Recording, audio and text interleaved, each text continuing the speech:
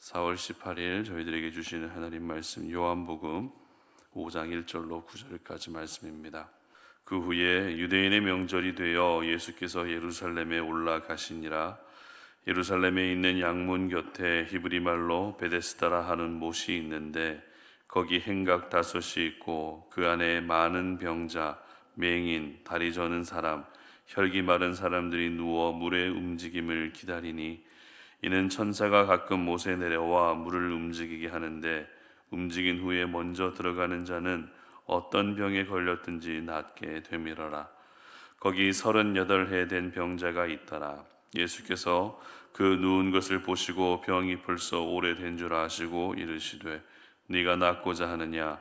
병자가 대답하되 주여 물이 움직일 때에 나를 못에 넣어주는 사람이 없어 내가 가는 동안에 다른 사람이 먼저 내려가나이다. 예수께서 이르시되 일어나 내 자리를 들고 걸어가라 하시니 그 사람이 곧 나아서 자리를 들고 걸어가니라. 이날은 안식일이니. 아멘.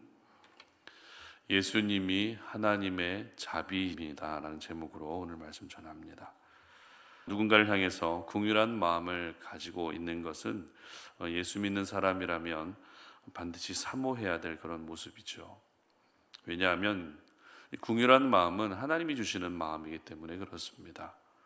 그리고 우리 모두는 이미 하나님이 베풀어 주시는 자비를 경험한 사람들이기 때문에 나도 역시 하나님의 자비의 마음을 가지고 이 땅을 살 수 있어야 합니다.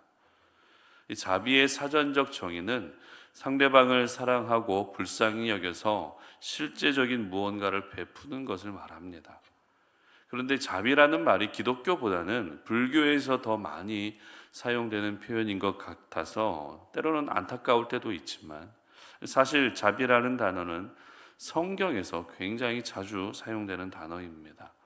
구약 성경에는 히브리어로 헤세드라는 단어로 사용됐었고, 또 신약 성경에는 성령의 9가지 열매에 포함될 정도로 성경은 자비를 강조합니다. 그럴 수밖에 없는 이유는 자비는 하나님의 성품일 뿐만 아니라 앞서 말씀드렸던 것처럼 우리가 이미 하나님의 자비를 경험한 사람들이기 때문입니다. 바로 예수님의 십자가의 대속의 죽음이 하나님의 자비를 가장 잘 보여준 사건이었습니다. 오늘 본문은 베데스다 연못에 있던 38년 된 병자를 고쳐주신 사건입니다. 그런데 이 사건은 단순히 이 병자가 고침받았다는 것 이상으로 우리에게 주시는 메시지가 있습니다. 그 중에 한 가지는 오늘 제목처럼 예수님이 하나님의 자비 그 자체가 되신다는 것입니다. 우리는 이미 십자가의 은혜와 사랑을 경험한 사람들이죠. 사실 그것 하나만으로도 하나님의 자비를 가장 잘 보여주고 계시는 분이 예수 그리스도라는 것을 우리는 이미 충분히 알 수 있습니다. 그러나 오늘 사건은 예수님이 십자가에 달려 돌아가시기 전에 있었던 사건이기 때문에 당시 사람들에게는 예수님이 하나님의 자비가 되신다는 것을 알 리가 없었습니다. 그런데 오늘 이 사건이 바로 예수님이 하나님의 자비가 되신다는 것을 당시 사람들에게 분명하게 보여준 그런 사건이었습니다. 오늘 사건의 장소는 베데스다 연못이었습니다. 베데스다라고 하는 이 뜻이 바로 이 자비의 집이라는 뜻인데요. 이 자비의 집이라고 하는 뜻을 가진 베데스다 연못에 사람들이 많이 모여 있었다는 것이 오늘 사건의 배경입니다. 그런데 모인 사람들을 보면 어떻습니까? 하나같이 아픈 사람들입니다. 평범한 사람들이 모여 있는 것이 아니라 병든 자들이 모여 있었다는 것입니다. 맹인부터 시작해서 다리 저는 사람, 혈기 마른 사람, 그리고 38년이나 된 오랜 시간 동안 질병 속에 살아갔던 그 병자까지 아픈 사람들만 모여 있었던 것이 바로 이 베데스다 연못이었습니다. 이렇게 많은 병자들이 베데스다 연못에 모여 있었던 이유를 기록하고 있는 3절 하반절과 4절을 보도록 하겠습니다. 물의 움직임을 기다리니 이는 천사가 가끔 못에 내려와 물을 움직이게 하는데 움직인 후에 먼저 들어가는 자는 어떤 병에 걸렸든지 낫게 되밀어라. 자, 바로 천사가 가끔 연못에 내려와서 물을 휘저으면 그때 가장 먼저 연못에 들어가는 사람은 병이 낫는다는 소문 때문이었습니다. 그런데 이 소문은 소문일 뿐입니다. 미신일 뿐입니다. 사실이 아닌 어떤 신화와 같은 이야기일 뿐입니다. 그럼에도 병 낫기를 너무나도 간절하게 기다렸기 때문에 이 연못에 수많은 병자들이 모여 있었던 것입니다. 얼마나 안타까운 모습입니까? 사실이 아닌데도 그것을 사실로 여기며 무작정 기다리고 있는 많은 병자들의 모습. 그리고 물이 움직였을 때 연못에 먼저 들어가기 위해서 마치 전쟁을 방불케 하는 치열한 그 모습. 얼마나 안타까운 모습입니까? 참고로 물을 움직인다라는 것은 천사가 물을 휘젓는 것이 아니라 어떤 자연 현상 때문에 나타나는 그런 물의 움직임이다라고 보는 것이 성경학자들의 대부분의 일치된 견해입니다. 그러나 병자들은 그것을 어떻게 여겼다고요? 천사가 하는 일로 착각했다는 것입니다. 그것이 또 하나의 신앙이 되고 말았던 것입니다. 그런데 이 현장에 누가 오셨습니까? 예수님이 오신 것입니다. 명절을 지키기 위해 예루살렘에 들어가시는 길에 병자들이 모여있는 베데스다 연못을 지나가신 것입니다. 그리고 그곳에서 혼자의 힘으로는 도저히 연못에 들어갈 수 없는 38년 된 병자를 보신 것이죠. 오늘 본문 8절과 9절 보시기 바랍니다. 예수께서 이르시되 일어나 내 자리를 들고 걸어가라 하시니 그 사람이 곧 나아서 자리를 들고 걸어가니라. 아멘. 바로 병이 낫는 은혜가 임한 것입니다. 아무도 주목하지 않던 38년 된 병자를 예수님이 주목해 주시고 이 병자를 고쳐 주시기까지 했던 은혜는 38년 된 병자를 향한 하나님의 자비였습니다. 여러분 생각해 보십시오. 자비의 집이라고 하는 베데스다 연못에 수많은 병자들이 모여 있었습니다.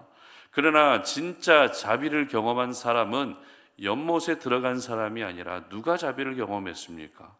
예수님이 주목하셨던 38년 된 병자만 하나님의 자비를 경험할 수 있었다는 것입니다. 여기서 저희들은 중요한 영적 교훈을 한 가지 깨달을 수 있습니다. 하나님의 자비는 어떤 미신이나 자기 열심에 의해서 주어지는 것이 아니라 언제나 강권적이고 일방적인 하나님의 은혜로만 이 자비로움을 경험할 수 있다는 것입니다. 그리고 하나님의 자비가 나타나는 통로는 오직 예수 그리스도입니다. 자비의 집에 내가 있다고 해서, 자비의 집에 들어간다고 해서 하나님의 자비가 나타나는 것이 아니라 하나님의 아들로 오신 예수 그리스도를 믿음으로 말미암아 그 예수님을 만남으로 말미암아 하나님의 자비가 경험될 수 있는 것입니다. 그러고 보면 베데스다 연못은 자비의 집이라고 하는 너무나도 좋은 이름을 가지고 있었을지라도 정작 그곳에서는 하나님의 자비가 나타나지 않았던 것입니다. 그런데도 자비의 집에 들어가기만 하면 자비를 경험할 수 있다는 잘못된 신앙이 수많은 병자들을 영적으로 병들게 하고 말았던 것입니다. 그러나 이름만 자비의 집이었던 곳에 진짜 자비를 베풀어 주시는 하나님의 아들이 오시자 진짜 자비가 나타났던 것입니다. 자, 그렇다면 예수님이 하나님의 자비가 되시는 이유가 무엇일까요? 예수 그리스도가 하나님의 자비를 가장 잘 보여주는 그런 모습이 되는 이유가 무엇일까요? 왜 하나님의 자비가 예수 그리스도를 통해서만 나타나는 것일까요? 오늘 본문 2절 말씀 보도록 합니다.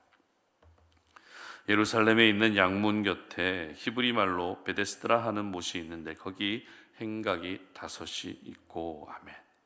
자, 이 말씀은 베데스다 연못에 위치하고 있던 곳이 어디였는지를 기록하고 있는 말씀인데요. 바로 양문 곁에 베데스다 연못이 있었다라는 것입니다. 이미 저희들은 무너진 성벽을 다시 쌓은 느헤미야 말씀을 통해서 예루살렘 성벽에는 여러 개의 문이 있었다는 것을 살펴봤습니다. 각각의 문마다 그 기능들이 다 있다라고 말씀드렸는데요. 특별히 베데스다 연못 곁에 있었던 양문은 양이 출입하는 문이죠. 양은 제사 드릴 때 사용되는 대표적인 제물입니다.